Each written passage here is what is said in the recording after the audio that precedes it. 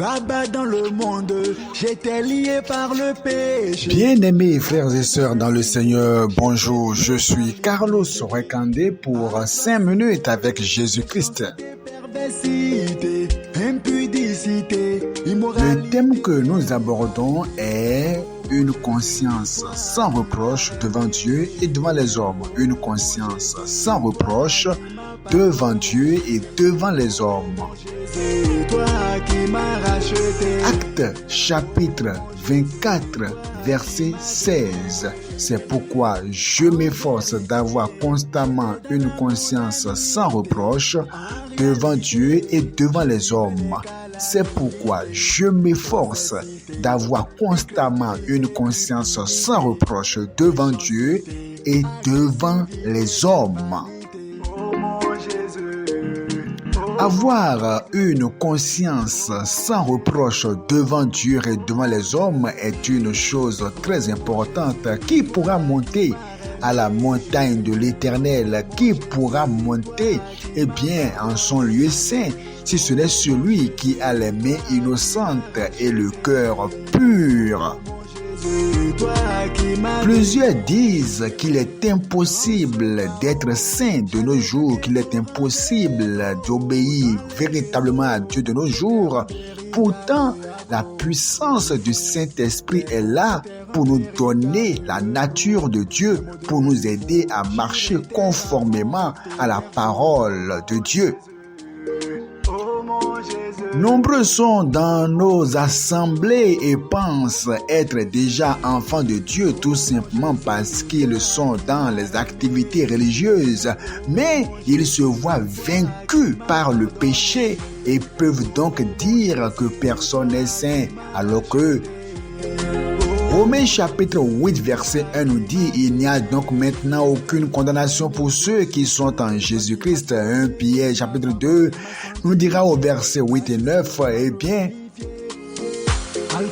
vous êtes une race élue, un sacerdoce royal, une nation sainte.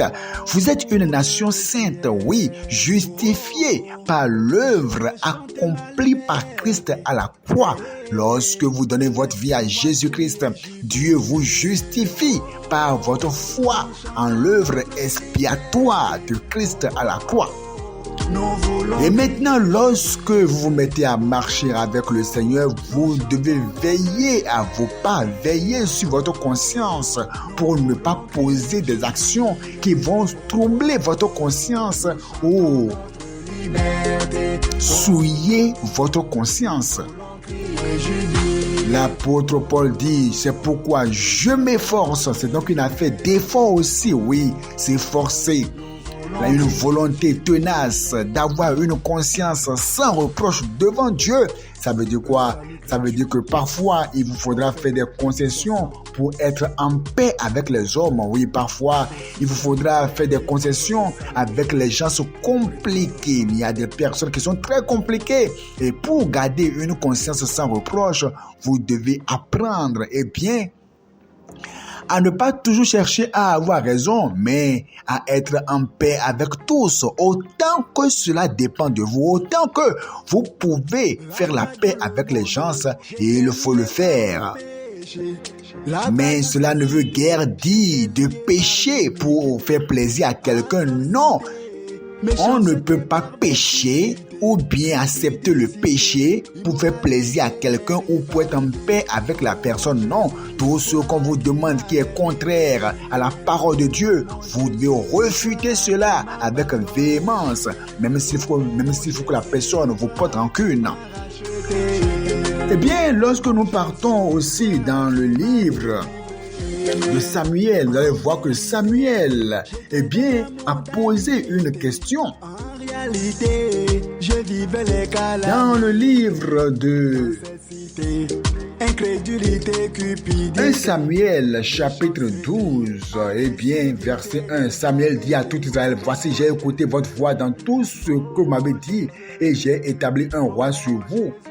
Verset 3, me voici, rendez témoignage contre moi. Vous voyez ce que Samuel est en train de dire. Il dit, me voici, rendez témoignage contre moi en présence de l'Éternel et en présence de son oint. De qui ai-je pris le bœuf et de qui ai-je pris l'âne? Qui ai-je opprimé et qui ai-je traité durement? De qui ai-je reçu un présent pour fermer les yeux sur lui? Je vous le rendrai. Et il répondit, tu ne nous as point opprimés et tu ne nous as point traités durement et tu n'as rien reçu de la main de personne. Il dit encore, l'Éternel est témoin contre vous et son nom est témoin en ce jour que vous n'avez rien trouvé dans mes mains. Et il répondit, ils en sont témoins. Quel témoignage les gens peuvent rendre de vous dans votre maison, dans votre quartier, dans votre cercle restreint, en privé comme en public? Les gens peuvent-ils rendre témoignage de votre foi ou bien vous êtes un chrétien caméléon, quelqu'un qui a plusieurs facettes? Le Seigneur vous appelle à avoir une conscience sans reproche devant Dieu et devant les hommes, chose qui vous donnera plus d'assurance dans votre marche chrétienne. Soyez bénis.